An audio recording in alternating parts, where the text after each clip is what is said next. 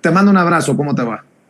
Un abrazo de regreso, querido Vicente. Lo veo muy bien, la verdad, esta renuncia que da a conocer Javier Corral, este exgobernador de Chihuahua, corona así la ruptura que ya tenía desde hace mucho tiempo con el Partido Acción Nacional, un partido que, de acuerdo con el propio Corral, lo dice a través del periódico El País. No estoy tan feliz de que así lo haya hecho, porque Cedric es un periodista ramplón, hay que decirlo. El País, pues, un medio donde escribe Fernando Sabater, todas estas cosas terribles, amigos de la derecha. No me da buena espina que lo dé a conocer ahí, pero bueno, se va, Corral dice bien, no se va del PAN, se va del PRIAN, dice que se va en medio de una decepción, se va con tristeza de ese engendro. Y bueno, hay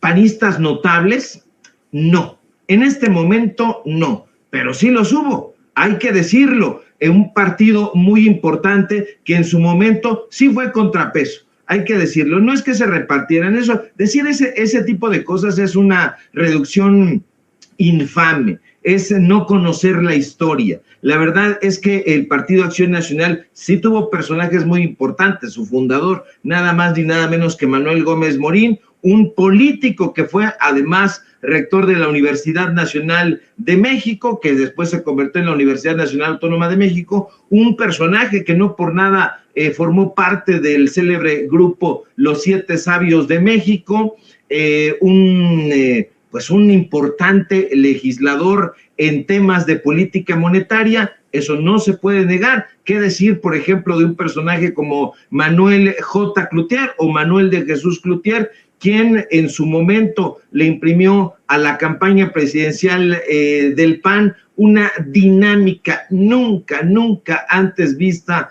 en el albiazul, como le dicen algunos cariñosamente? Carlos Castillo Peraza, nada más ni nada menos, un político, un intelectual de tesón, que también se fue muy decepcionado en su momento. Es decir, sí hubo en Acción Nacional personajes notables. Hoy no lo hay, y desde hace muchísimo tiempo. La historia es completamente diferente. Hay una larga historia de corrupción panista.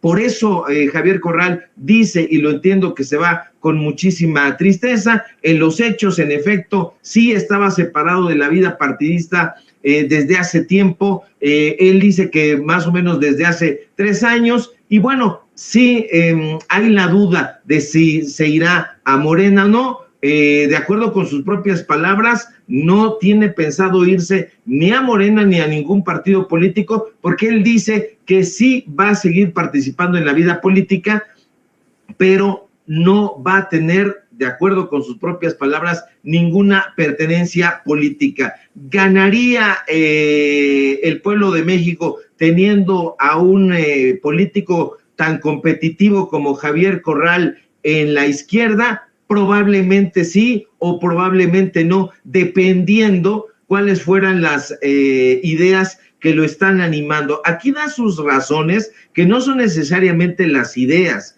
Habría que platicar, ojalá le pudieras hacer una entrevista, mi querido Vicente, y preguntarle cuáles son las motivaciones intrínsecas de Javier Corral para abandonar ese barco, que ya por supuesto va en picada, pero cuáles son las motivaciones políticas, cuáles son detalladamente los fines que persigue políticamente hablando, si estará en una postura más o menos como Saldívar. Digo, si hay personajes como Saldívar, como Kumamoto, como Rommel Pacheco, apoyando ahora de dientes para afuera la transformación, quién sabe, a lo mejor no sería descabellado pensar que podría estar Javier Corral por ahí, pero evidentemente pues habría que platicar con él y no hacerle una entrevista a modo como seguramente se la podrían hacer en los medios de comunicación corporativos, sino ir a una entrevista a fondo. ¿Cuáles son sus motivaciones políticas?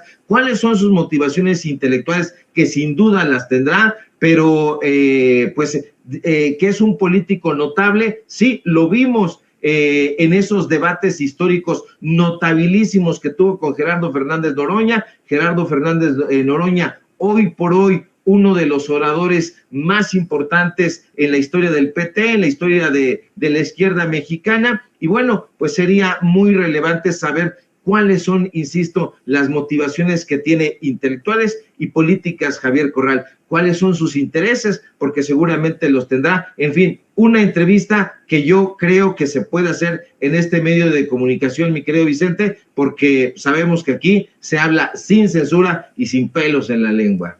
Oye,